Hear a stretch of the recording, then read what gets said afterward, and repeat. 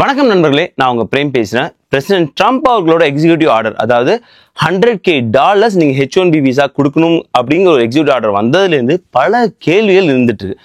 நிறைய பேர் கேள்வி கணைகளை தொடுத்துருக்கீங்க.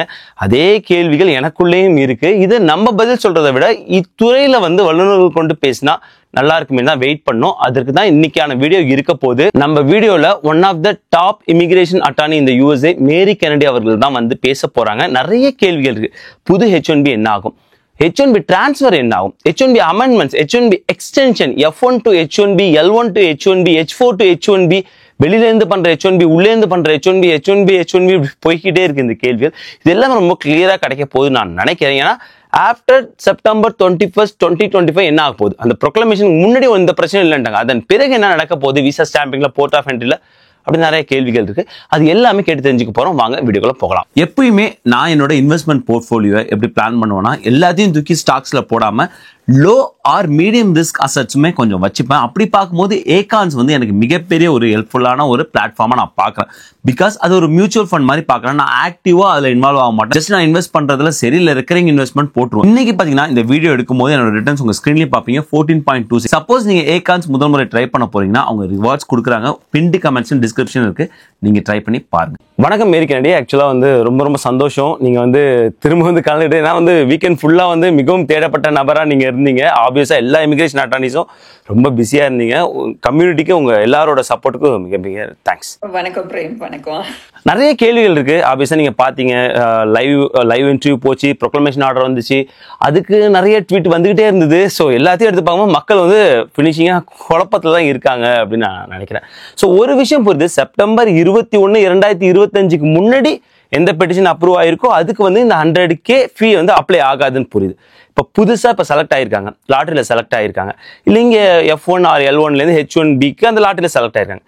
இப்போ அவங்க செப்டம்பர் 21, 2025க்கு அப்புறம் பெட்டிஷன் அப்ரூவ் ஆயிடுச்சுன்னா இப்போ அவங்களுக்கு அப்ளை ஆகுமா ஆகாதா? ரொம்ப கரெக்டான குவெஸ்டன் நீங்க பிரேம். நான் இதுக்கு முன்னாடி ஒரு சில சினாரியோஸும் இப்போ என்ன நடந்துட்டு இருக்கோன்னு நான் சொல்லிடுறேன். நான் ஆக்சுவலா நம்ம எல்லாருமே பார்த்தோம், அந்த proclamation was like more then panic மோட்ல இருந்தது. ஸோ அதுக்கப்புறம் அவங்க கிளாரிஃபிகேஷன் நம்ம ஒன்று ஒன்றா அவங்க கொடுக்க ஆரம்பிச்சாங்க. அதுலேயுமே there is nothing very clear, ப்ரிசைஸாவே இல்லை. ஒரு சின்ன சின்ன எக்ஸாம்பிள் பார்த்தோம்னா, விசாக்கும் பெட்டிஷனுக்குமே அவங்க யூஸ் பண்ற டேர்ம்ஸ் ஆர் வெரி டிஃப்ரெண்ட். நம்ம ஓரளவுக்கு நாலேஜ் இருக்கிறவங்களுக்கே புரிஞ்சிருக்கும்.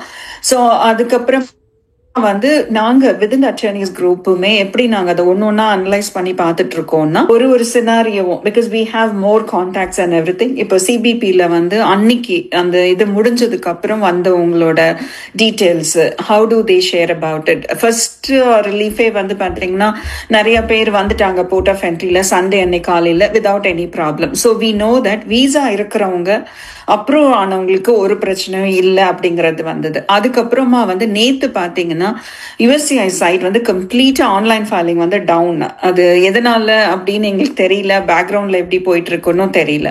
ஸோ இன்னைக்கு நம்ம ஆஃபீஸ்ல இருந்தே ஃபைலிங் பண்ண ஆரம்பிச்சிட்டாங்க. It's successfully going through also without any additional fees or charges. இது என்ன மாதிரியான கேசஸ் அப்படின்னா, எக்ஸ்டென்ஷன்ஸ் இல்ல அமெண்ட்மெண்ட்ஸ், அதுக்கப்புறமா இந்த மாதிரி சினாரியோக்கு இது வரைக்கும் ஒன்றும் ப்ராப்ளம் இல்லை.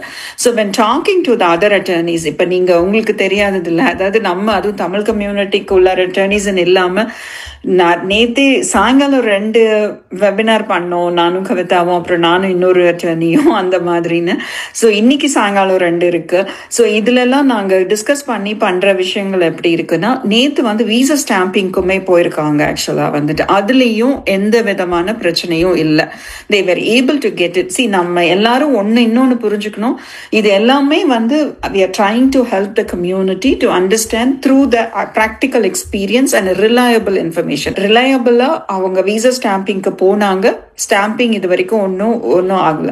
ஸோ நம்மளோட மேஜர் குவெஸ்டன் இப்போ சண்டே மத்தியானம் ஒரு இவெண்ட்ல பார்த்திருந்தேன். அதுல ரொம்ப நிறைய பேர், ஒரு 250 people ஜாயின் த வெபினார். ஆக்சுவலா பாத்தீங்கன்னா ஒரு தமிழ் கம்யூனிட்டில இருந்து பண்ணாங்க. எனக்கே ஆச்சரியமா இருந்தது. டக்குன்னு காலையில பிளான் கேட்டாங்க, நான் சாயங்காலம் பண்ணி தரேன் அப்படின்னு சொன்னேன். ஸோ அதுல இருந்த மேஜர் குவெஸ்டன் அண்ட் கன்சர்ன்ஸ் என்னன்னா, இப்போ நாங்க F1 பண்ணிட்டோம், அப்புறம் change of status which has to start from from October 1st. அதில் வந்து திரும்ப அடிஷ்னல் ஃபீஸ் எனக்கு வந்து அப்ளிகபிளாக வருமா, இல்லை L2லேருந்து H1B பண்ணியிருக்கோம். ஏன்னா இதில் வந்து ரொம்ப நிறைய ரிப்பீட்டட் கிளாரிஃபிகேஷனில் வந்து பார்த்தீங்கன்னா நியூ H1B அப்படின்னு. அப்போது எங்களுக்கு எப்படி அப்ளிகபிள் ஆகுமா அப்படின்னு திரும்ப திரும்ப பார்த்தோன்னா this is what we interpret and understand. இப்போ ஏற்கனவே ஃபைல் பண்ணவங்க, அதுக்கப்புறம் ப்ராசஸிங்ல இருக்கிறவங்க, இல்ல வந்து இருக்கிறவங்களுக்கு வந்து this could not be applicable ஆக்சுவலா. ஸோ நீங்க ஏற்கனவே நீங்க எப்பவுமே நாங்க வந்து ஒரு ஃபார்ம் சப்மிஷன்ல கூட நம்ம அதர் டே கூட சொன்னோம் இல்லைங்களா, எப்பவுமே they don't unless they really specify that, அது வரைக்கும் இல்லைன்னா நீங்க ஏற்கனவே ஃபைல் பண்ணவங்களுக்கு வந்து பண்ணக்கூடாது. அப்படிதான் இது வரைக்கும் USCIS practice. I know things are very different now, but still have that hope that it shouldn't go applicable for the people who had applied for it.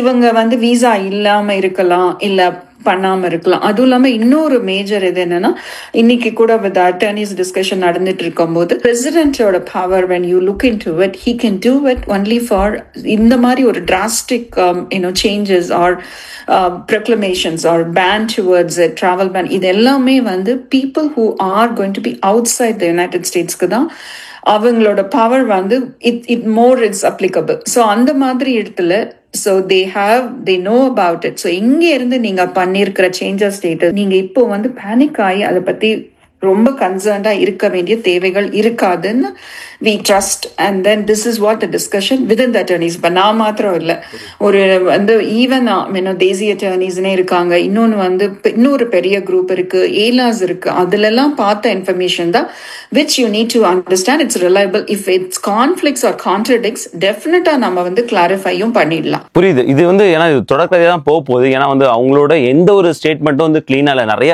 ஒரு கிளாரிஃபிகேஷன், நிறைய கிரே ஏரியாஸ் உருவாயிட்டு தான் இருக்கு. உங்க மிகப்பெரிய நன்றி உங்க ஹெல்ப்புக்கு.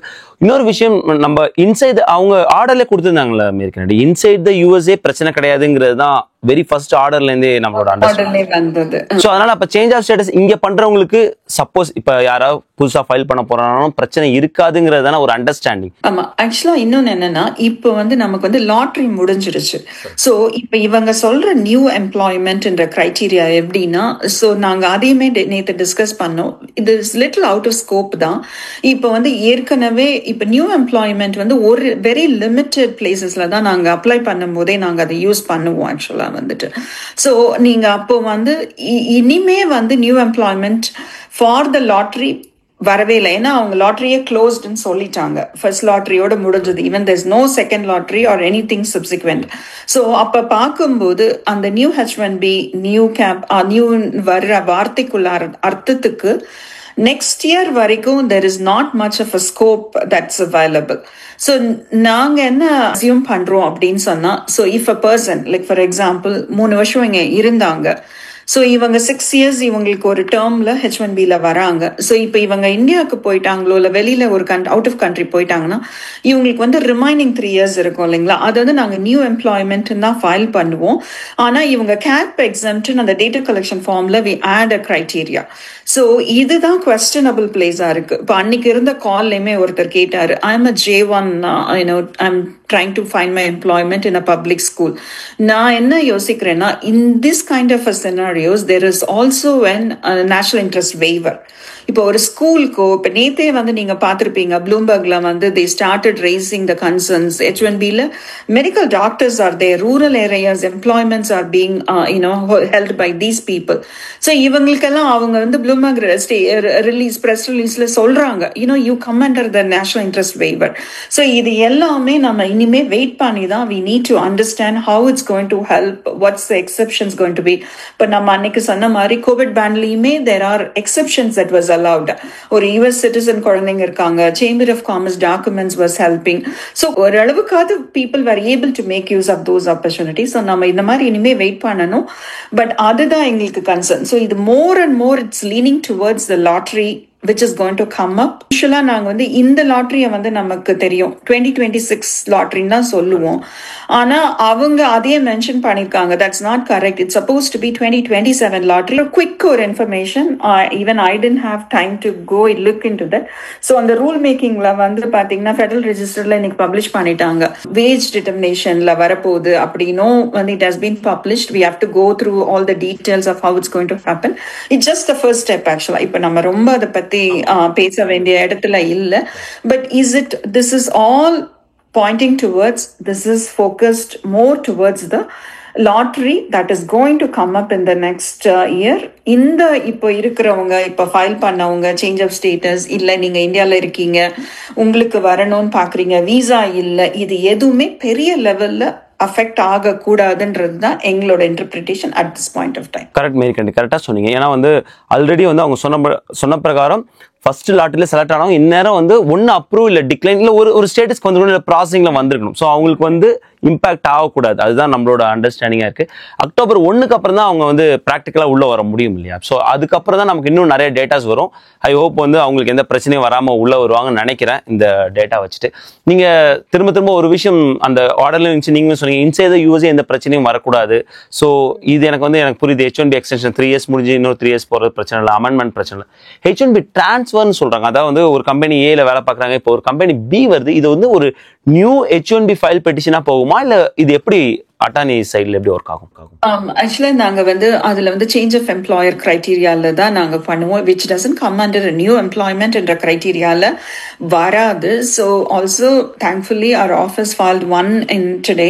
நேற்று வந்து இவங்க வந்து டவுனா இருக்கிறதுக்கு ரீசனுமே நாங்க என்ன நினைச்சோம்னா what's going to come up, ஏதோ பேக்ரவுண்ட்ல நடந்துட்டு இருக்கு அப்படிங்கிற மாதிரி தான் யோசிச்சோம். பட் லைக் அதுவுமே இது வரைக்கும் போகல. But there is also possibility இவங்க திரும்ப யோசிச்சு when they come to this is all applicable என்ற இடத்துல வந்துட்டு change of employer is considered as a new employment. அதை தான் நாங்க மீன் பண்ணோம்.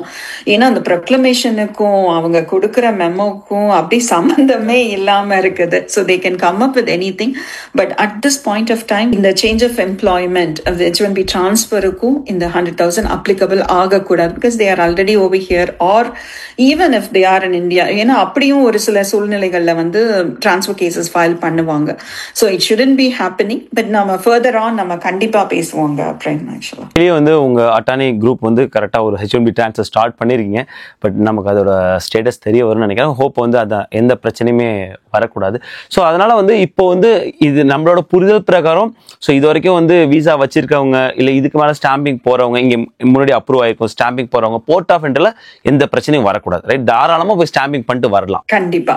ஸோ நீங்க நம்ம ஸ்டாம்பிங்கை வந்து எப்படின்னா நாங்க ஓவராலாவே we are not encouraging இப்போ நீங்க unless ஒரு எமர்ஜென்சி கண்டிப்பா போய் தான் ஆகணுன்ற சூழ்நிலை இருக்கிறவங்க கண்டிப்பா டிராவல் பண்ணுங்க. மற்றவங்களுக்கு வந்து நான் எப்பவுமே வந்து நம்ம இருக்கிறத விட 4 மடங்கா பயமுறுத்துற மாதிரி எந்த காரியங்களையும் பண்ணக்கூடாதுன்றதுல ஐம் கான்ஷியஸ் அபவுட் இட்.